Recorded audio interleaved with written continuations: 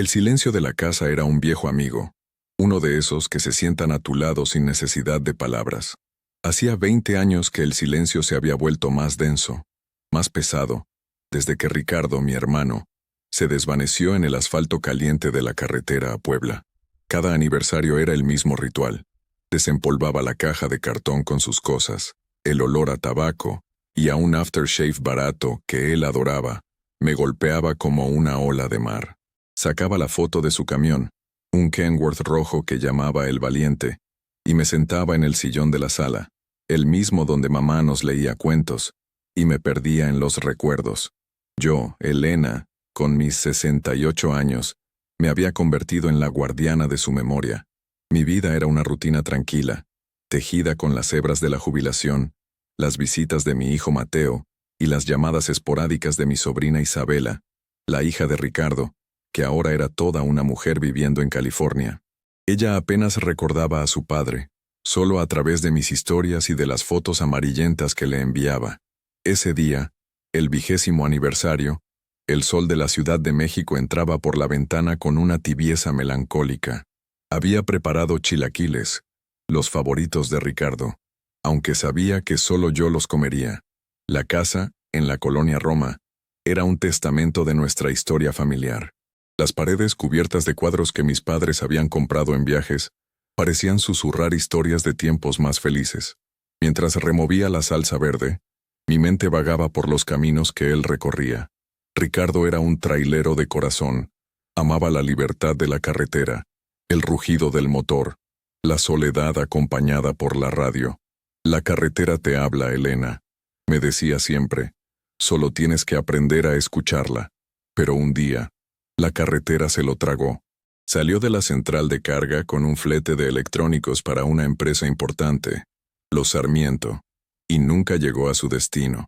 El camión fue encontrado a un lado de la carretera, cerca de Río Frío, vacío. Ni rastro de la mercancía, ni rastro de él.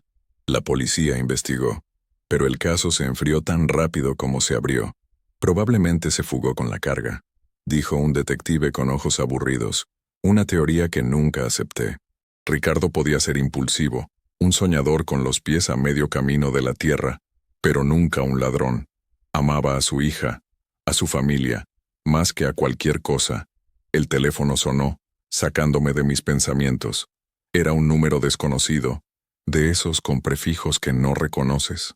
Dudé en contestar pensando que sería otra llamada de un banco ofreciéndome un préstamo que no necesitaba. Pero algo, una corazonada, me hizo levantar el auricular.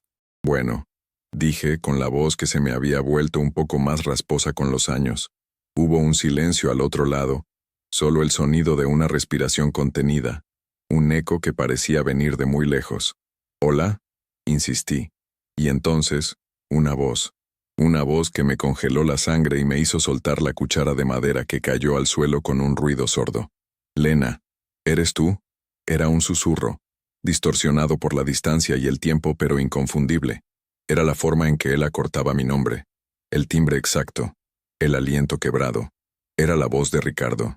Mi corazón se detuvo, y luego empezó a latir con una fuerza desbocada, como un motor que se enciende después de años de abandono. Mis manos temblaban. «¿Ricardo? ¿Ricardo, eres tú, hermano?», balbuceé, las lágrimas nublando mi vista. «¿Dónde estás? Por Dios, ¿dónde has estado?». La línea se llenó de estática, y la voz, antes de cortarse por completo, solo logró decir una palabra más, una palabra que no entendí en ese momento. «Perdón». Y luego, nada. El tono monótono de la llamada terminada.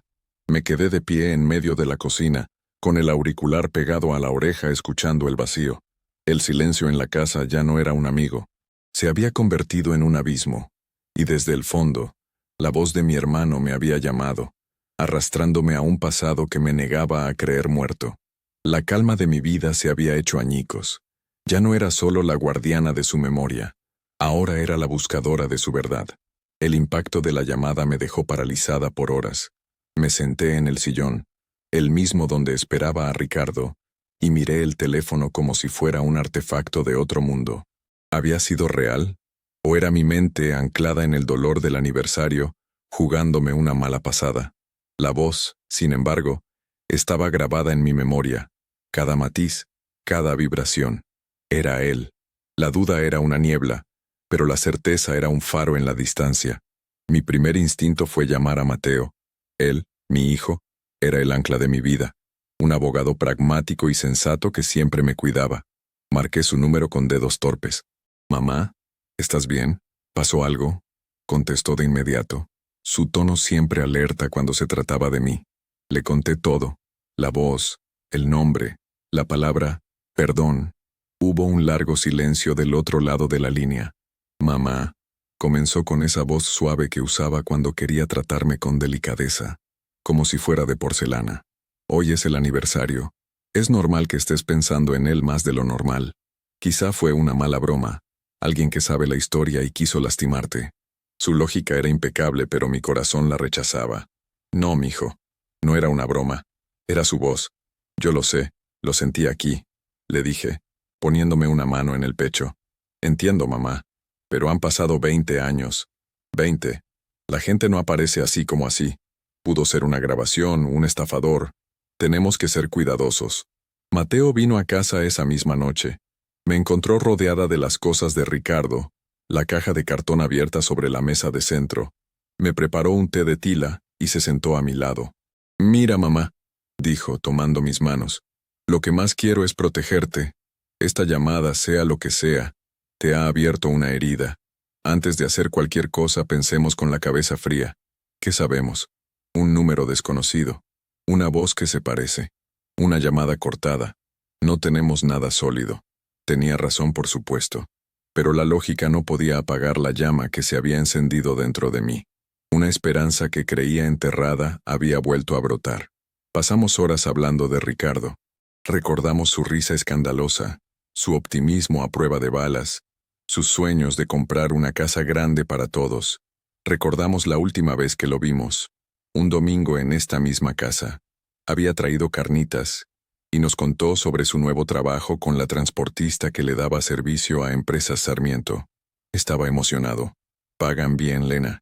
Dicen que si haces las cosas derechas, te promueven rápido. El mismo don Armando Sarmiento me saludó el otro día, un tipazo.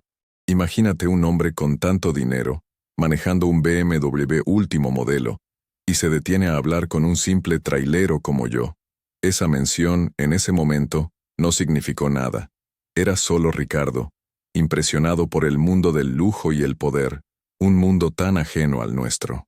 Después de que Mateo se fue, prometiendo investigar el origen del número, no pude dormir. Me senté en mi escritorio y saqué un viejo cuaderno. Si Ricardo estaba ahí fuera, si había una mínima posibilidad, necesitaba un plan. No podía ser la misma mujer que había aceptado pasivamente la versión de la policía hacía 20 años. La vida me había enseñado a ser más fuerte, a ser más astuta. Escribí todo lo que recordaba. El nombre de la empresa, Sarmiento, la ruta, México-Puebla, la fecha de la desaparición, la descripción del camión. Mis pensamientos eran un torbellino, pero ponerlos en papel me ayudaba a encontrar un orden. Napoleon Hill, un autor que mi padre leía, decía que cualquier idea, plan o propósito puede ser colocado en la mente a través de la repetición del pensamiento. Mi propósito ahora era claro: encontrar la verdad, y mi plan comenzaba a tomar forma. El primer paso era buscar a las personas que habían estado en la periferia de la vida de Ricardo en ese entonces, gente que la policía quizá pasó por alto. El primer nombre que vino a mi mente fue el de Javier el Correcaminos Solís, el mejor amigo de Ricardo, su compadre del asfalto. Habían perdido el contacto años atrás, pero sabía que si alguien entendía el mundo de los traileros, era él. Tenía que encontrarlo. Esa noche, la Elena pasiva y resignada murió. En su lugar, nació una investigadora, una mujer impulsada por una llamada fantasmal y un amor inquebrantable. El miedo seguía ahí, un nudo frío en mi estómago, pero ahora estaba acompañado de algo mucho más poderoso: la determinación. Encontrar a Javier Solís no fue fácil. El mundo de los traileros es nómada, una comunidad unida por el asfalto pero dispersa por todo el país. Mateo, a pesar de su escepticismo, me ayudó. Usó sus recursos de abogado para buscar en registros y bases de datos. Después de varios días de búsquedas infructuosas, finalmente dimos con una dirección en Iztapalapa, a nombre de su esposa. Decidí ir sola. Mateo insistió en acompañarme, pero necesitaba hacer esto a mi manera, sentir que estaba recuperando el control. La casa era modesta, con una fachada que necesitaba una mano de pintura, pero con macetas llenas de geranios que le daban un toque de vida. Toqué la puerta y me abrió una mujer de mirada cansada pero amable. Era la esposa de Javier. Le expliqué quién era y sus ojos se abrieron con reconocimiento. «Doña Elena, claro que me acuerdo de usted. Pase, por favor. Javier no está. Anda en la ruta, pero regresa mañana». Me invitó a sentarme y me ofreció un vaso de agua de Jamaica. Él nunca olvidó a su compadre Ricardo, me dijo mientras yo esperaba. Siempre dijo que esa historia estaba muy rara, que a Ricardo le habían hecho algo. Regresé al día siguiente. Javier estaba sentado en un sillón, un hombre corpulento al que los años le habían añadido más arrugas alrededor de los ojos y más canas en el bigote, pero su apretón de manos seguía siendo firme. «Elena, qué milagro», dijo, su voz ronca y profunda. Le conté de la llamada. A diferencia de Mateo, él no me miró con lástima ni con duda.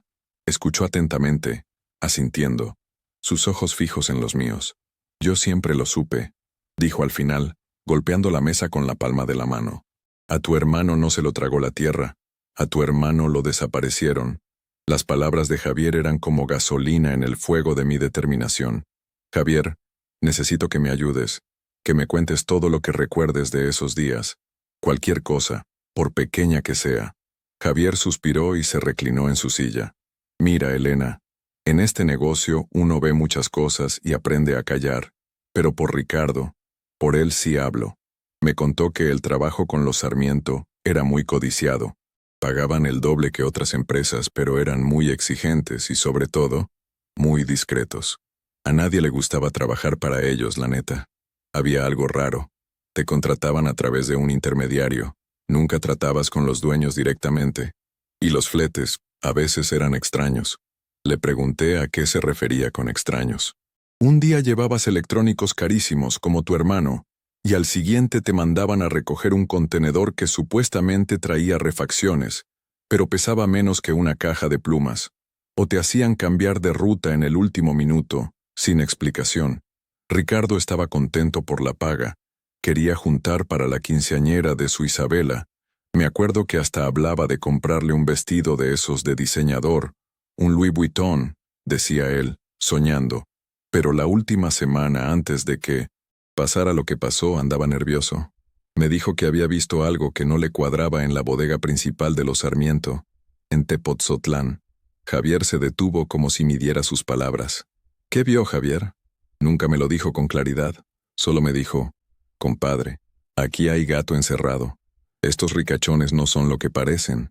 Celebraron una fiesta en la mansión de Polanco, con chef privado y todo el rollo, y uno de los jefes de seguridad andaba muy nervioso, cuidando unas cajas que no eran parte de la mudanza. Dijo que olía a peligro, pero también a mucho dinero. Esa información era una bomba. La policía nunca investigó a los Sarmiento a fondo.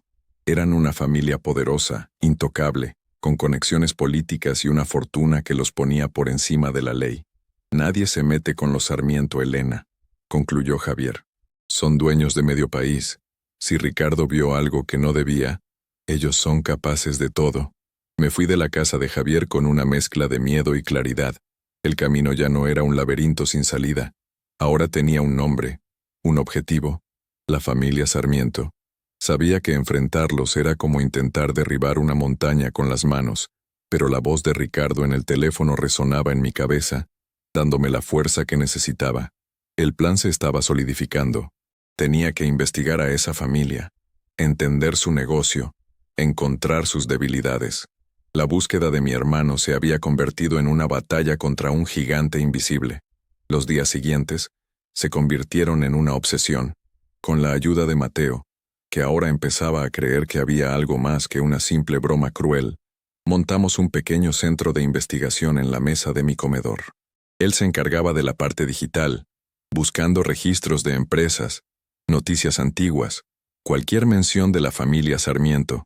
Yo me dediqué a lo análogo, a mi memoria y a mi intuición. Revisé una y otra vez la caja de Ricardo. Entre sus papeles encontré una pequeña libreta de bolsillo que había pasado por alto. La mayoría eran anotaciones de rutas, gastos de diésel, pero en la última página había algo diferente. Un nombre, Leonora, y un número de teléfono. Al lado, una dirección en Puebla. Era una pista, la primera que sentía tangible. Mientras tanto, Mateo descubrió que Empresa Sarmiento tenía una estructura corporativa increíblemente compleja, una red de filiales y empresas fantasma. Era casi imposible rastrear el flujo de su dinero. Son expertos en desaparecer cosas, mamá, no solo personas, también fortunas, me dijo una noche, con los ojos cansados de mirar la pantalla de su laptop. La frustración empezaba a hacer mella en él. Y entonces, el teléfono sonó de nuevo. Mismo número desconocido. Mi corazón dio un vuelco. Puse el altavoz para que Mateo escuchara. Bueno, dije, tratando de mantener la calma. De nuevo, la misma respiración, el mismo eco distante. Y la voz. Lena. Ricardo, soy yo. Háblame por favor, ¿dónde estás? Mateo me hizo señas para que lo mantuviera en la línea. ¿Estás en peligro? Hubo una pausa. Ellos te están vigilando. Deja de buscar. Leonora, no hables con ella. Es peligroso. La voz sonaba angustiada, urgente. Y luego, antes de que pudiera responder, la llamada se cortó. Esta vez no había duda. Era una advertencia, y nos había dado una confirmación. El nombre, Leonora, era importante. La llamada nos llenó de un nuevo vigor. El miedo estaba ahí, claro, pero ahora sabíamos que no estábamos buscando un fantasma. Ricardo estaba vivo, y estaba tratando de protegerme. La conversación con Mateo después de la llamada fue intensa. ¿Vigilando? ¿Quiénes nos están vigilando, mamá? Esto está pasando de ser una investigación personal a algo peligroso. Quizá deberíamos ir a la policía. La policía no hizo nada en 20 años, mijo. ¿Crees que lo harán ahora contra los Sarmiento? No. Tenemos que seguir nosotros. Y tenemos que ir a Puebla. Tenemos que encontrar a esa tal Leonora. Mateo se opuso con todas sus fuerzas. Era demasiado arriesgado. Pero entonces hice algo que no esperaba. Llamé a Isabela. Mi sobrina, la hija de Ricardo, vivía en San Diego y trabajaba como diseñadora gráfica. Le conté todo desde el principio. La primera llamada, Javier, la libreta, la segunda llamada. Isabela, que había crecido con el fantasma de un padre ausente, no dudó ni un segundo. Voy para México, tía. Si hay una posibilidad de saber qué pasó con mi papá, quiero estar ahí. Él es mi padre, y merezco saberlo. Su decisión fue el empujón que necesitaba para convencer a Mateo. Él no podía negarse a la petición de su prima, a la que quería como a una hermana. Se acordó que Isabela volaría a la Ciudad de México, y luego los tres iríamos a Puebla. La llegada de Isabela fue un torbellino de emociones. Hacía años que no la veía en persona. Era la viva imagen de Ricardo, con sus mismos ojos expresivos y su misma sonrisa fácil. Abrazarla fue como abrazar un pedazo de mi hermano. Su presencia trajo una nueva energía al equipo. Ella era joven, experta en tecnología y, sobre todo, estaba impulsada por el deseo profundo de conocer la verdad sobre el padre que le habían arrebatado. Tía, he estado pensando, dijo la noche antes de nuestro viaje. Si mi papá está vivo, ¿por qué no ha vuelto? Debe estar atrapado, amenazado. No nos está abandonando, nos está protegiendo. Sus palabras resonaron en mí. Era exactamente lo que yo sentía. El viaje a Puebla ya no era una búsqueda a ciegas, era una misión de rescate. Empacamos una pequeña maleta, y yo guardé la libreta de Ricardo en el bolsillo interior de mi abrigo, como si fuera un amuleto. Al subir al coche de Mateo, sentí una mezcla de terror y exaltación. Estábamos conduciendo hacia el corazón del misterio, hacia la ciudad donde la vida de mi hermano se había detenido. Y mientras la Ciudad de México se quedaba atrás en el espejo retrovisor, me di cuenta de que mi vida, que había estado en pausa durante 20 años, finalmente volvía a moverse, aunque fuera hacia un destino incierto y peligroso. El viaje a Puebla fue tenso. El paisaje, con los volcanes Popocatépetl e Iztaccíhuatl vigilando nuestro camino, normalmente me llenaba de una sensación de asombro, pero esta vez solo sentía el peso de la incertidumbre. Mateo conducía en silencio, su mandíbula apretada, mientras Isabela a mi lado revisaba en su tablet mapas antiguos de la zona y buscaba cualquier información sobre la dirección que teníamos. La dirección de la libreta nos llevó a un barrio antiguo en el centro de Puebla, con calles empedradas y casonas coloniales.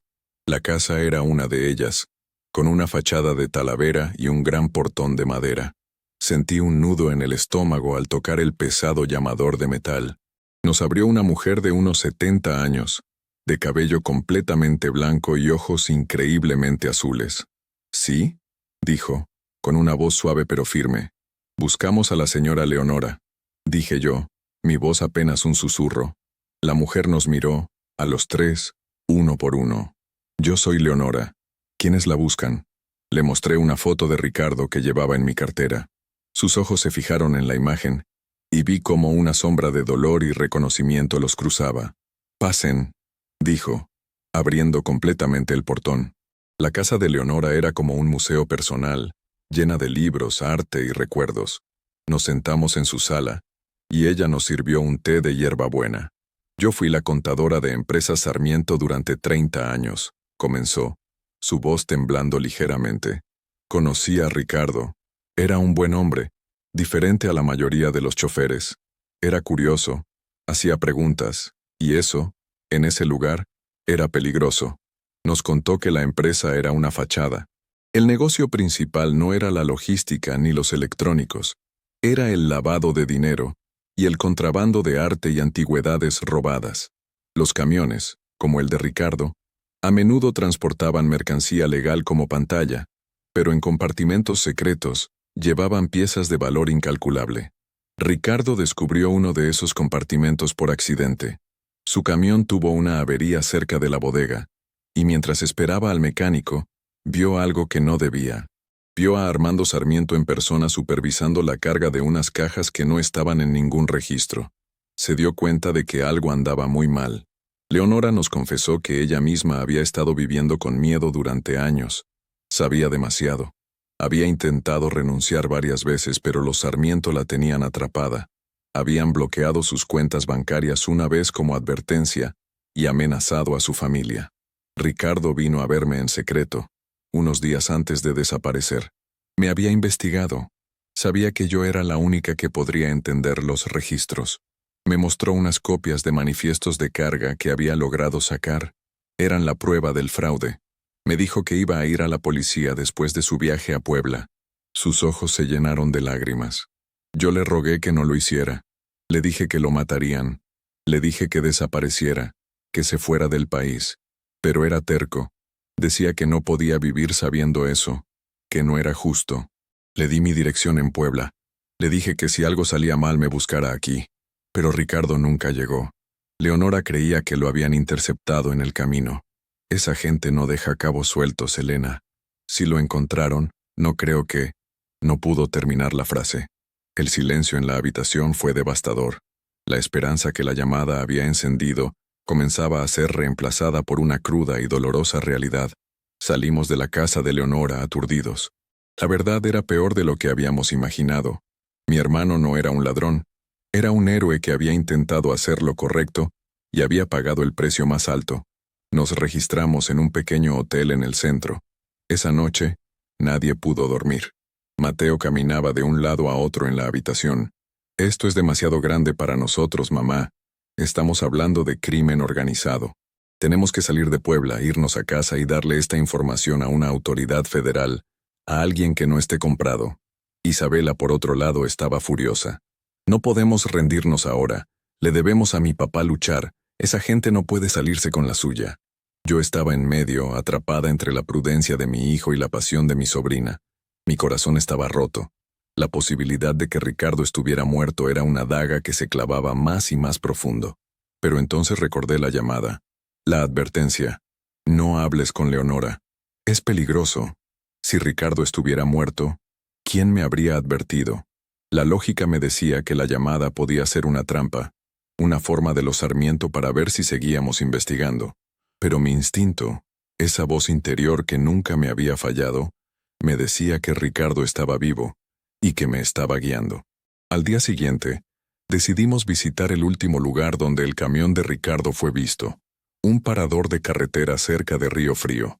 El lugar había cambiado, ahora era una gasolinera moderna con una tienda de conveniencia, pero el viejo restaurante seguía ahí, un poco más decrépito. Hablamos con el dueño, un hombre mayor que recordaba vagamente el caso. Sí, me acuerdo del camión rojo. Estuvo aquí un rato. El chofer comió algo. Parecía nervioso. Miraba mucho hacia la carretera. Pero fue un mecánico que trabajaba en el taller de al lado quien nos dio la pieza que nos faltaba. Claro que me acuerdo de ese Kenworth, dijo, secándose las manos llenas de grasa en un trapo. El chofer me pidió que le revisara los frenos. Decía que sentía que algo no andaba bien. Mientras lo hacía vi un coche negro, un gran Marquis, estacionado al otro lado de la carretera. No le quité los ojos de encima al camión. Cuando el chofer se fue, el coche negro lo siguió. Un coche negro, una vigilancia. Alguien lo estaba esperando. De repente, todo cobró sentido. No fue un encuentro casual. Lo estaban cazando. La información era una pequeña victoria, pero también confirmaba el inmenso peligro en el que mi hermano se había metido, y en el que nosotros ahora estábamos inmersos. El testimonio del mecánico sobre el coche negro nos dio una nueva dirección. Mateo, usando sus habilidades de investigación, empezó a buscar registros de vehículos de esa época asociados a los Sarmiento. Era una aguja en un pajar, pero era algo. Mientras él se sumergía en esa tarea, Isabela y yo decidimos volver a hablar con Leonora. Sentíamos que aún había cosas que no nos había contado. Quizás por miedo. La encontramos más nerviosa que antes. No debieron volver, nos dijo mirando por encima de su hombro hacia la calle. Desde que vinieron he sentido que me vigilan. Su miedo era palpable y contagioso. Le contamos lo del coche negro. Ella palideció. Era el coche de El Sombra. Susurró. Nos explicó que El Sombra era el apodo del jefe de seguridad de Armando Sarmiento, un hombre despiadado y leal, encargado del trabajo sucio. Su verdadero nombre era Rodrigo Fuentes. Fue entonces cuando Leonora decidió que ya no podía seguir callando. Nos llevó a su estudio, y de un compartimento secreto detrás de un librero, sacó una caja de metal. Guardé esto por 20 años, esperando que algún día sirviera de algo. Son copias de los libros de contabilidad paralelos que yo misma llevaba. Aquí está la prueba de todo: el lavado de dinero, las transacciones, los sobornos a funcionarios. Y aquí, dijo sacando un sobre amarillento, está el testimonio que Ricardo me dejó ese día, firmado. Detalla lo que vio en la bodega. Nos entregó la caja. Tomen esto y desaparezcan. Úsenlo para hacer justicia, pero háganlo con inteligencia.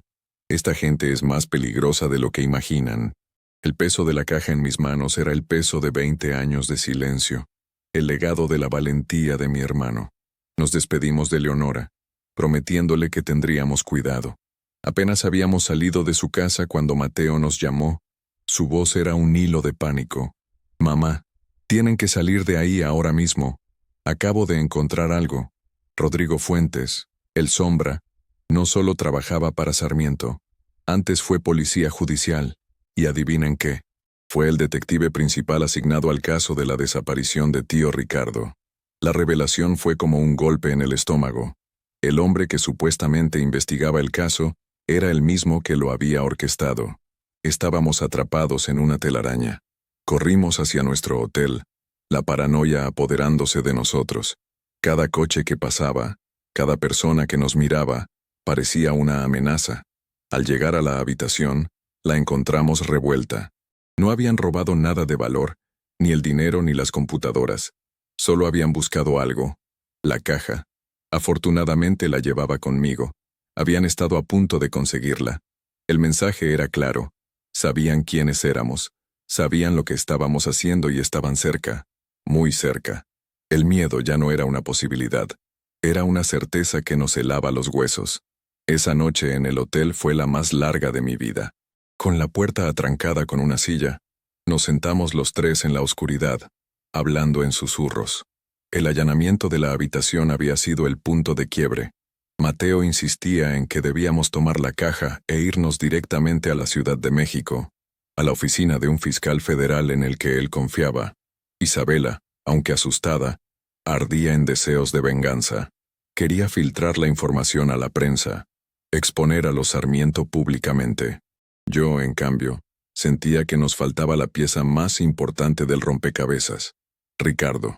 Las pruebas que teníamos podían encarcelar a los Sarmiento, pero no me decían si mi hermano estaba vivo o muerto, y la voz en el teléfono seguía siendo mi única ancla de esperanza. No podemos irnos todavía, les dije. Ricardo me advirtió. Eso significa que sabe nuestros movimientos. Está ahí fuera, mirándonos. Quizás está tratando de llevarnos hacia algo más. Decidí hacer una jugada arriesgada, una que se sentía inspirada por esas lecturas de Napoleon Hill sobre la fe y la acción audaz. Vamos a actuar como si no tuviéramos las pruebas, propuse. Vamos a hacerles creer que estamos asustados, que nos vamos a rendir, y vamos a dejar una carnada. Al día siguiente Mateo llamó a la recepción y en voz alta anunció que nos íbamos de Puebla, que la investigación había sido un error y que volvíamos a casa. Empacamos nuestras cosas, hicimos el check-out y nos dirigimos ostensiblemente hacia la autopista a México, pero en lugar de tomarla, nos desviamos por una carretera secundaria y volvimos a la ciudad por otra entrada, registrándonos en un hotelito discreto en las afueras, bajo otro nombre. La caja con las pruebas la escondimos en un lugar seguro. La carnada era yo. Le dije a Mateo y a Isabela que se quedaran ocultos. Yo iba a volver a un lugar, sola, al parador de carretera. Si Ricardo me estaba vigilando, si estaba tratando de comunicarse, ese era el lugar con más significado. Llegué al parador al atardecer. Me senté en una de las mesas exteriores del viejo restaurante, pedí un café y esperé. Las horas pasaban lentamente. Cada camión que llegaba, cada coche que se detenía, hacía que mi corazón saltara. La noche cayó, fría y estrellada. Empecé a pensar que había cometido un error, que mi plan era una locura. Estaba a punto de rendirme cuando un hombre se acercó a mi mesa. Era mayor, con el rostro curtido por el sol y el camino, y una cojera pronunciada. ¿Se le ofrece algo?, le pregunté nerviosa. El hombre no respondió. Simplemente dejó un teléfono celular viejo sobre la mesa y dijo en voz baja: «Él quiere hablar con usted, a solas». Y se alejó, perdiéndose en la oscuridad del estacionamiento de camiones. Tomé el teléfono con manos temblorosas. Sonó casi de inmediato. Contesté. «Lena». Era su voz clara esta vez, sin estática. «Ricardo, ¿dónde estás? ¿Estás bien?» Lloré en silencio. «Estoy cerca. No podía dejar que te fueras sin decirte la verdad. Lo que te pasó en el hotel, fui yo quien avisó para que te asustaran y te fueras, para protegerte, pero eres más terca que una mula». Su voz, aunque cansada, tenía el mismo tono burlón de siempre. «Ricardo, ¿qué pasó? ¿Por qué nunca volviste?» Hubo una larga pausa. «Porque no podía, Lena. Ese día en esta carretera me dieron a elegir, una bala o una nueva vida. El Sombra me alcanzó, pero Armando Sarmiento no quería un muerto, quería un seguro. Me hicieron desaparecer, me dieron otra identidad, otra vida, lejos de todo y de todos, con la condición de que nunca jamás contactara a mi familia. Si lo hacía, ustedes pagarían el precio. Durante 20 años he cumplido. He vivido como un fantasma, viéndolas crecer desde lejos, a ti envejecer, a mi hija convertirse en mujer». La angustia en su voz era tan profunda que me partió el alma. Mi hermano estaba vivo. Había estado a nuestro lado todo el tiempo, en las sombras, como un ángel guardián silencioso. La conversación con Ricardo por ese teléfono anónimo fue un torrente de 20 años de palabras no dichas. Me contó la vida que había llevado, una existencia solitaria bajo un nombre falso, trabajando en ranchos y talleres en el norte del país, siempre moviéndose, siempre mirando por encima del hombro. La herencia que mis padres le dejaron, un pequeño terreno, nunca pudo reclamarla. Para el mundo, él era un hombre desaparecido, probablemente muerto. Su única conexión con nosotros eran las noticias que buscaba en Internet y las visitas clandestinas y lejanas a los lugares que frecuentábamos, observándonos desde la distancia, un tormento autoimpuesto para asegurarse de que estábamos bien. La razón por la que finalmente había roto su silencio era la muerte de mamá, 2 años atrás. Ver la esquela en el periódico, y no poder estar en su funeral lo había destrozado. Fue entonces cuando empezó a planear cómo contactarme, cómo advertirme del peligro, si alguna vez decidía buscar la verdad. Las llamadas habían sido su forma desesperada de guiarme y protegerme al mismo tiempo. «Tengo las pruebas, Ricardo», le dije, mi voz firme a pesar de las lágrimas. «Leonora nos lo dio todo. Podemos hundir a Sarmiento». Él suspiró. «Lo sé. Te he estado siguiendo desde que llegaste a Puebla. Vi cuando entraste a casa de Leonora. Pero si usas esas pruebas, Lena, firmarás mi sentencia de muerte y pondrás a todos en peligro. El Sombra no dudará en limpiar el desastre. Y su primer objetivo seré yo, el único testigo vivo». Entendí entonces la terrible encrucijada en la que estábamos. La justicia para Ricardo significaba su muerte casi segura. Su seguridad significaba la impunidad para los Sarmiento. Regresé al hotel y les conté a Mateo y a Isabela. La noticia de que Ricardo estaba vivo los llenó de una alegría abrumadora, pero la realidad de la situación rápidamente los silenció. Isabela, que había soñado toda su vida con abrazar a su padre, ahora se enfrentaba a la posibilidad de no poder hacerlo nunca para mantenerlo a salvo. Pasamos la noche en vela, debatiendo qué hacer. ¿Valía la pena la justicia a un costo tan alto? ¿O era mejor la paz, la seguridad de saber que él estaba vivo, aunque fuera lejos? La respuesta, para mí, estaba clara. Había empezado esta búsqueda para encontrar a mi hermano, no para vengar un crimen. La justicia era importante, pero la vida de mi hermano lo era más. Hablaremos con ellos. Decidí al amanecer. No con la policía, no con la prensa. Hablaremos con los Sarmiento. Vamos a negociar la vida de Ricardo. Mateo pensó que era una locura. Isabela tenía miedo. Pero ambos vieron la determinación en mis ojos. No era una negociación de dinero, era una negociación de vidas. Mateo, a través de sus contactos, logró conseguir una reunión.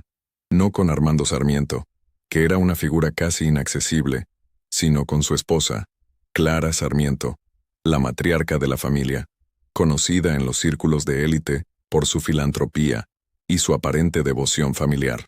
La cita fue en un exclusivo restaurante en Polanco, en la Ciudad de México, un lugar donde el poder y el dinero se sentaban a comer. Me vestí con mi mejor traje, el que usaba para las ocasiones importantes. No llevaba un bolso Chanel ni zapatos de diseñador, pero llevaba la dignidad de 20 años de dolor y la fuerza de una leona que protege a su cachorro. Dejé a Mateo y a Isabela esperando en un café cercano. Esto tenía que hacerlo yo sola. Clara Sarmiento era una mujer impecable, de unos 70 años, con una elegancia fría y joyas discretas, pero indudablemente caras. Me miró por encima de sus lentes de diseñador. «Tiene usted 10 minutos, señora», dijo, consultando un papel. «Elena», le dije. «Solo Elena». Le conté mi historia. No la amenacé. No levanté la voz. Simplemente le hablé de mi hermano, del hombre que era, del padre que le habían robado a su hija. Le hablé de las pruebas que teníamos, de la caja que estaba en un lugar seguro, y que se haría pública si algo me pasaba a mí o a mi familia. Y entonces, la miré a los ojos. «No quiero su dinero, señora Sarmiento. No quiero venganza. Quiero a mi hermano de vuelta. Quiero que su esposo le dé a mi hermano la libertad de vivir sin miedo, de volver a ver a su hija. Quiero que la amenaza sobre él desaparezca. A cambio, esa caja se quedará cerrada para siempre». Clara Sarmiento me escuchó en un silencio gélido. Cuando terminé, se quedó mirando su taza de té por un largo rato. Creí que llamaría a seguridad, que se reiría en mi cara. Pero en lugar de eso, vi algo inesperado en sus ojos, una grieta en su fachada de acero. «Mi esposo cometió muchos errores en su vida para construir este imperio», dijo en voz baja. «Errores que han costado caro. Él está enfermo, muy enfermo. Lo que más le preocupa ahora es su legado, el nombre de su familia». Me di cuenta de que no le estaba hablando a una criminal, sino a una esposa y madre que temía que el castillo que habían construido se derrumbara sobre sus hijos y nietos. «Déjeme hablar con él», dijo finalmente. «Deme 24 horas, y una garantía de que su familia estará a salvo». Le di mi palabra. No teníamos un contrato, ni abogados, solo la palabra de dos mujeres de mundos opuestos, unidas por el deseo de proteger a sus familias. Salí del restaurante sintiendo que había caminado sobre el alambre flojo de un circo y que, de alguna manera, había logrado llegar al otro lado. Las siguientes 24 horas fueron una agonía. No supimos nada. Cada llamada, cada mensaje, nos hacía saltar. Nos escondimos en mi casa, corriendo las cortinas, temiendo lo peor. Pensé que había sido ingenua, que había caído en una trampa, pero justo cuando el plazo estaba por cumplirse, Mateo recibió una llamada de un número desconocido. Era uno de los abogados de la familia Sarmiento. La propuesta era simple y directa. Ricardo recibiría una cantidad de dinero considerable, una compensación por los años perdidos, transferida a una cuenta en el extranjero. Se le proporcionaría una nueva identidad, esta vez una oficial y sólida, en el país que él eligiera. Y lo más importante, la amenaza de Rodrigo Fuentes, el Sombra, sería neutralizada. No dieron detalles, y no preguntamos. A cambio, la caja con las pruebas debía ser entregada, y nunca más debíamos hablar del asunto con nadie. Era un pacto con el diablo, un acuerdo sellado en la oscuridad, pero nos daba lo que más queríamos, la libertad y la seguridad de Ricardo. La entrega de la caja se hizo a través de intermediarios, sin contacto directo. Fue un momento agridulce. Entregaba la única prueba de la valentía de mi hermano, la única posibilidad de una justicia formal, pero lo hacía para comprar su vida. Unos días después recibí una postal desde un pequeño pueblo en la costa de Portugal. No tenía remitente, solo una frase escrita a mano con una caligrafía que reconocería en cualquier parte. El mar aquí es tranquilo. Por fin puedo descansar. Gracias, Lena. Dile a mi niña que la amo. Y debajo un número de teléfono. Llamé de inmediato. Y por primera vez en 20 años, hablé con mi hermano sin miedo. Lloramos, reímos, nos pusimos al día a través de un océano de distancia. Le pasé el teléfono a Isabela.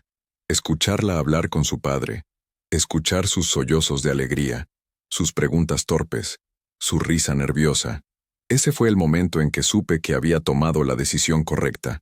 No hubo un desfile de victoria. No hubo titulares en los periódicos.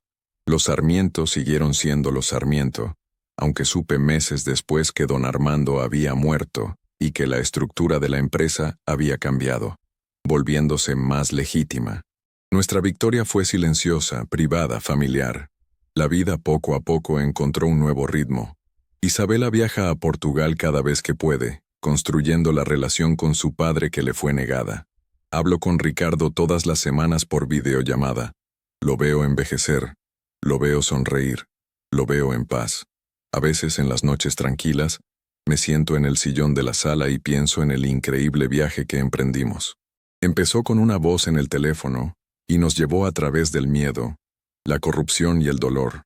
Me enseñó que la familia es un lazo que ni el tiempo ni la maldad pueden romper, y me demostró que la fuerza más grande no reside en la venganza, sino en el amor y la perseverancia. No recuperé al joven trailero que se perdió en la carretera a Puebla. Recuperé a un hombre, mi hermano, y le devolví la oportunidad de vivir. Y eso, para mí, es la única justicia que importa. Gracias por llegar hasta el final de esta reflexión. Si estás leyendo esto, quiero que sepas que no estás solo. Ahora, te invito a un momento de calma. Te pido que si te gustó esta historia, dejes un comentario y sigas nuestro canal para no perderte las que vienen. Me ayudaría mucho que me dieras ideas para nuevas historias. ¿Qué temas te gustaría que tratáramos? ¿Sobre qué asuntos te gustaría reflexionar? Cuéntame también desde qué ciudad o país nos estás escuchando. Me llena de alegría saber hasta dónde llegan nuestras palabras. Como una forma de agradecer tu tiempo y tu apoyo, he dejado en el primer comentario fijado unas recetas de tés relajantes y unos postres deliciosos sin azúcar, para cuidar el cuerpo y el alma. Es un pequeño regalo de mi parte con mucho cariño. Gracias por ser parte de esta comunidad. Que Dios te proteja a ti y a los tuyos, hoy y siempre. Ten fe, todo va a estar bien.